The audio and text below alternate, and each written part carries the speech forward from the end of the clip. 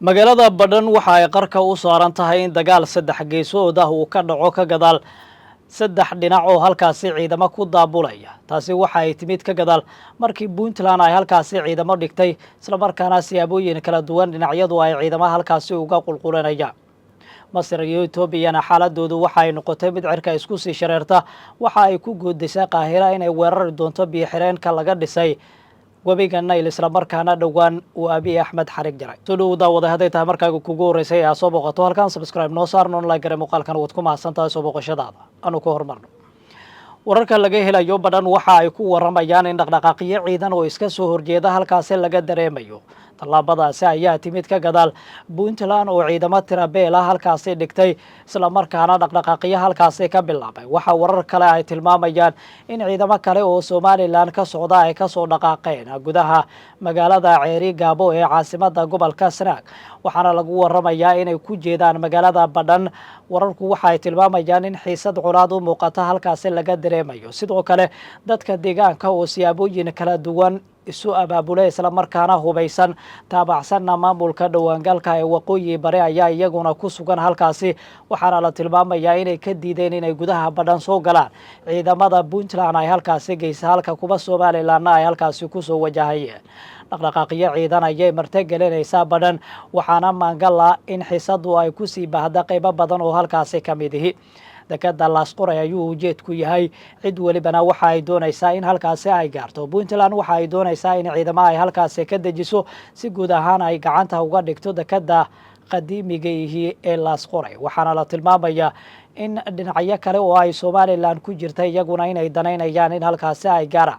Maamulka waqooyi barina waxa uu hoosta ka xariiqay iyagoo qudhoodu inay gaari doonaan dekadaasi oo ay muhiim u tahay maamulkooda. Isla markaana waxa ay sheegeen in tallaabada ay qaadi doonaan aysan marnaba ka labalabayn doonin inay ku gaaraan magaaladaasi.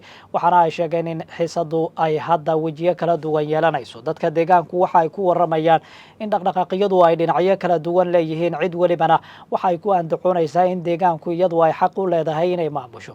Puntland waxaa lagu soo waramayaa inay tahay cidda ugu horeysa ee dagaalka wajihi doonta maadaama iyadu ay ciidamo halkaasi geysay. Kuba dadka deegaanka ayaana la tilmaamayaa in siyaabooyin kala duwan ay u qalabaysan yihiin ayna ku sugan yihiin gudaha magaalada Badhan. Waxaana dadka deegaanku ay si weyn u diidan yihiin guud ahaanba inay yimaadaan gudaha magaalada ciidamo ka socda Puntland oo siyaabooyin kala duwan u qalabaysan. ciidamada sida gaarka u tababaran ee BMPF ayaa la tilmaamayaa in halkaasi la geeyay kuwaasi oo siyaabooyin kala duwan u qalabaysan. Ujeedka ayaa ah in guud ahaanba Puntland ay la wareegta qaybo badan oo ka mid ihi gobolka Sanaag. Waxaana la tilmaamayaa in ay doonayaan inay u maraan magaalada Badhan isla markaana ay kasii dusaan.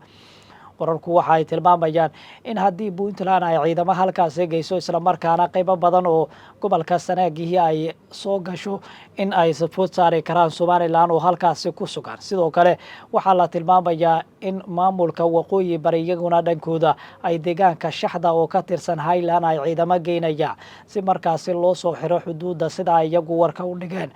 Waxaana la tilmaamayaa xiisad abaabulan oo dhinacyo kala duwan leh inay ka aloosan tahay halkaasi. dhinac waliba waxa uu ku andacoonayaa in isaga uu markaasi adkaysanaya amnigiisa isla markaana deegaanada ay ka arrimayaan ay ciidamadooda markaasi ku sugnaanayaan. halka sidoo kale dhinacyada kalena iyaguna tilmaamayaan inay dhaqdhaqaaqyadan yihiin kuwa aan loo dulqaadan karin. dadka deegaanku waxa ay soo waranayaan inaanan loo dulqaadan karaynin abaabulka ciidan ee gobolka Sanaag uu martigelinayo. waxaana la tilmaamayaa firdhiye isla markaana uu wacad ku maray in guud ahaanba gobolkaasi uu gacanta maamulka waqooyi bari uu ku soo celinayo. tallaabadaasi waxa uu ballan qaaday ka gadaal doorashadiisa. waxaana la tilmaamayaa hadda in abaabul xoogan uu muujinayo. waxaase Somaliland dhankoodu ay sheegeen inaysan tallaabadaasi ahayn mid aan la aqbali doonin isla markaana ay tahay riyo maalmeed. waxaana ay sheegeen inaysan tallaabadaasi ahayn mid suuragal ka ah deegaanada Somaliland oo ay sheegeen in ay sidoo kale tegi doonaan Soolta bari oo iyagu markaasi u yaqaanaan magaalada Laascaanood iyo deegaanada kale ee hoos yimaada. waxaana la tilmaamayaa in dhaqdhaqaaqyo ciidan iyaga qudhoodu ay ka sameynayaan deegaanka Og oo ay isku horfadhiyaan ciidamo kala taabacsan gobolada waqooyi bari iyo sidoo kale Somaliland. waxaase la tilmaamayaa in dhinacyadu mid waliba uu sameynayo abaabul xoogan oo dhinaca kale ka dhana. puntland iyadu waxa ay doonaysaa inay difaacato dekada laasqoray oo ay dhinacyadu si weyn u doonayaan. maamulka waqooyi bari ee dhowgaangalkaahi ayaana ka mid ah dhinacyada sida weyn u doonaya. dowladda ayaa waxa ay u ballanqaaday in ciidamo rasmiya ay siinayso kuwaasi oo guud ahaanba ay ku gaari doonaan dekadaasi oo muhiim u ah guud ahaanba jiritaanka iyo dhaqdhaqaaqa guud ee maamulkaasi, islamarkaana muhiim u ah, islamarkaana noqon karta il dhaqaale oo ay wax kala soo degi karaan. waxaana la tilmaamayaa in tallaabadaasi wax weliba ay u bixinayso dowladda federaalka soomaaliya sidii gacanta maamulkaasi loo gelin lahaa dekada magaalada laasqoray oo ay hadda si weyn uga tartamayaan somalilan iyo puntland oo iyagu siyaabooyin kala duwan ciidamo uga daabulaya halkaasi, islamarkaana aysan maangal tahayba guud ahaanba in intaan la gaarin dhinaca dowladda iyo maamulka waqooyi bari ay guud ahaanba isku food saaraan halkaasi puntland iyo sidoo kale somalilan oo iyagu halkaasi isku haya. walow waanan la ogaan karaynin xiisadan iyo halkaa ay saldhigan karto, haddana waxaa jira in puntland ay wacad ku marayso mar weliba in aysan maangal ahayn inay cid soo hamiso guud ahaanba dekada magaalada laasqoray, islamarkaana maamulkeeda cidi aysan u daba fariisanayn. waxay noqonaysaa tallaabo culus oo markaasi guud ahaanba hanjabaad u muuqan karto. iyaduna waxaa la tilmaamayaa in maalmihii ugu dambeeyay siyaabooyin kala duwan arrintaasi dhinacyadu ay uga shaqaynayeen.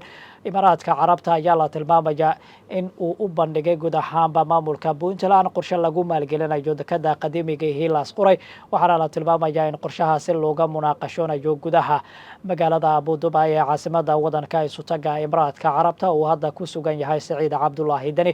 qorshaha waxaa la tilmaamayaa in uu yahay in la hormariyo guud ahaanba wax soo saarka dekadaha puntland, waxaana ugu muhiimsan dekada magaalada laasqoray oo dib u dayactir xoogan lagu sameynayo, islamarkaana dowladda wadanka isutaga imaaraadka carabta ay qorshahaasi la wareegtay adduun lacageed oo tirabeel ayaana la tilmaamayaa in qorshahaasi ay ku bixinayso, walow aanan la ogeyn halka uu saldhigan doono.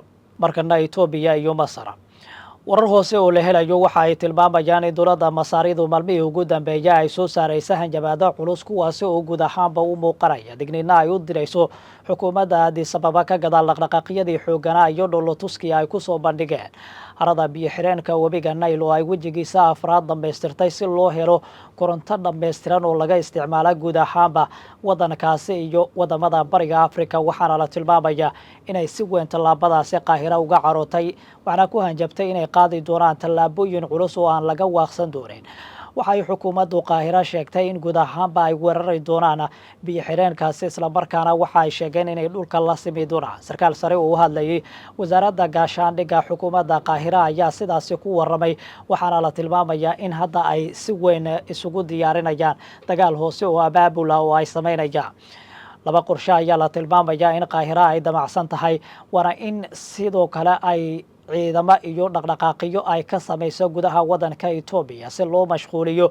sidoo kale waxa ay doonaysaa in dhanka iyo magaalada Asmara ay ka soo marto, islamarkaana dowladda wadankaasi Eritrea ay la heshiiso si loo sii ambaqaado weji koobaad oo dagaal oo ay markaasi isku difaacayso dowladda wadankaasi Addis Ababa. dowladda wadankaasi Eritrea ka gadaal markii dowladda wadankaasi Itoobiya ay dhowaan sheegtay inay doonayaan inay garaan ciidamadeeda gudaha dekada Casab, halkaasi oo ay isku haystaan dhinacyadu, islamarkaana dowladda Itoobiya ay sheegayso inay iyagu xaq u leeyihiin bixitaanka la bixiyay dekadaasi, islamarkaana ay qaadatay dowladda Eritreana ay ahayd tallaabo lagu qaldoomay, wixii hadda ka dambeeyana dib ay u soo celin doonaan.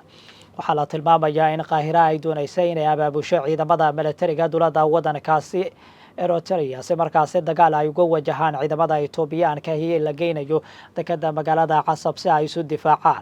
durbaba wararku waxa ay tilmaamayaan in dhaqaatiir caafimaad iyo sidoo kale saanad ciidan oo tirabeela lagu daabulayo magaalada Asmara, waxaana la tilmaamayaa inay si toos ah oo aanan janjeer ahayn ay uga qayb qaadanayso dowladda wadankaasi Masaarida dagaalka ka dhex ogan dowladaha Eritrea iyo sidoo kale Itoobiya oo isku haysta dekada magaalada Casab.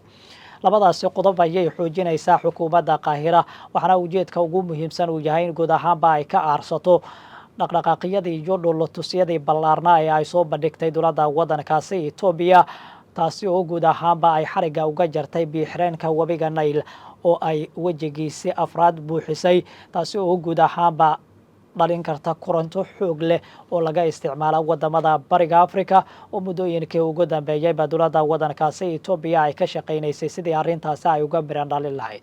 Waxay doonaysaa Qaahira inay qaado weeraro dhanka cirka ah kuwaasi oo diyaaradaha aan duuliyaha lahayn ee droniska ay u isticmaalayso si markaasi ay uga tuurto bambaanooyinka dhanka cirka laga soo tuuro, isla markaana ay doonaysa inay ku weerarto harada biyo-xireenka webiga Nile. waxaase la tilmaamayaa in tallaabadaasi Itoobiya ay ka fajigan tahay, halkaasina ay dhigtay ciidamo ku hubaysan gantaalada noocyadooda kala duwan, kuwa ridada dhexe, kuwa ridada dheer iyo qaybaha kala duwan ee gantaalada ay ku hubaysan tahay xukuumadda Addis Ababa. waxaana la tilmaamayaa hadda xiisadu inay cirka isku sii shareerto, isla markaana ay gacanka hadal isku bedeli doonto. waxaa la tilmaamayaa in xukuumadda dowladda waddankaasi Masaaridu ay ku dacweysay golaha ammaanka ee jamciyadda qurumaha ka dhaxaysa dowladda waddanka Itoobiya. waxaase la tilmaamayaa in weli aan laga soo jawaabin warqadii ay u dirtay golaha ammaanka, balse waxay isku dayeysaa inay qaado tallaabooyin kale oo guud ahaanba ay uga jawaabaysa dhoolatuskii oo Abiy Axmed ku soo bandhigay harada biyo-xireenka webiga Nile. lama sooga dhaqdhaqaaqyada ka dhex oogan labada dhinac iyo halka ay saldhigan doonaan.